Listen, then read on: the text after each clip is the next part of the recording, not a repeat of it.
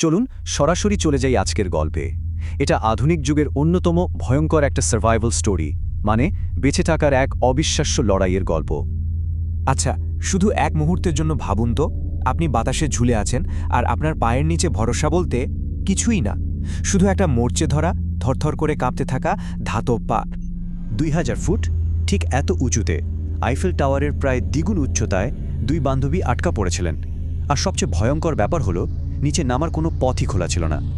কিন্তু প্রশ্নটা হলো, ওরা কিভাবে এমন একটা অসম্ভব জায়গায় গিয়ে পৌঁছালো? এর উত্তরটা জানতে হলে আমাদের ঠিক 51 সপ্তাহ পেছনে ফিরে যেতে হবে। তো এই গল্পের কেন্দ্রে আছে দুজন বন্ধু।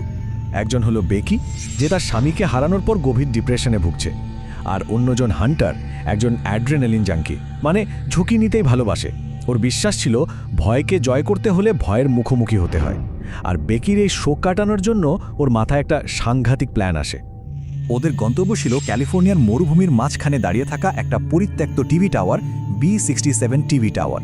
হান্টারের কাছে এটা ছিল ভয়কে জয় করার একটা সুযোগ, আর বেকির জন্য টাওয়ারের চূড়া থেকে তার মৃত স্বামীর ছাই ভাসিয়ে দিয়ে শোক থেকে মুক্তি পাওয়ার শেষ চেষ্টা।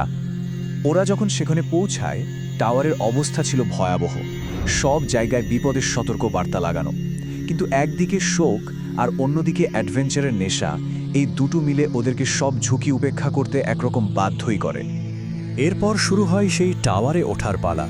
আর শুরু থেকেই এটা ছিল ওদের শরীর আর মনের এক চরম পরীক্ষা। এই আরোহণটা ওদের দুজনকেই নিজেদের ক্ষমতার একেবারে শেষ সীমায় ঠেলে দিয়েছিল। ভাবা যায়, একটা নড়বড়ে মরছে পড়া মই বেয়ে 4-4টে ঘন্টা। এই রুদ্ধশ্বাস আরোহণের পর ওরা অবশেষে পৌঁছায় সেই চূড়ার একদম ছোট্ট একটা প্ল্যাটফর্মে।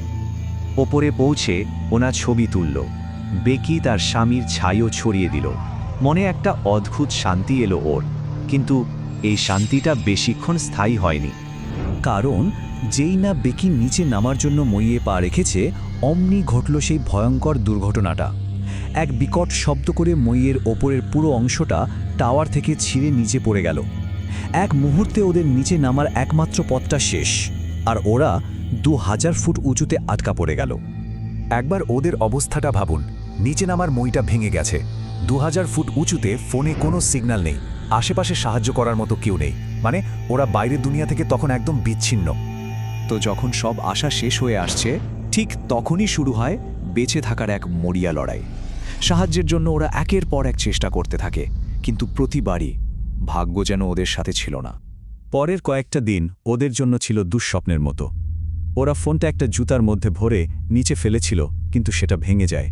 ফ্লেয়ার গান দিয়ে ট্যুরিস্টদের সিগন্যাল দিয়েছিল, কিন্তু তারা ওদের গাড়ি লুট করে পালিয়ে যায়। এমনকি টাওয়ারের লাইট থেকে ড্রোন চার্জ দিয়েও কোনো লাভ হয়নি।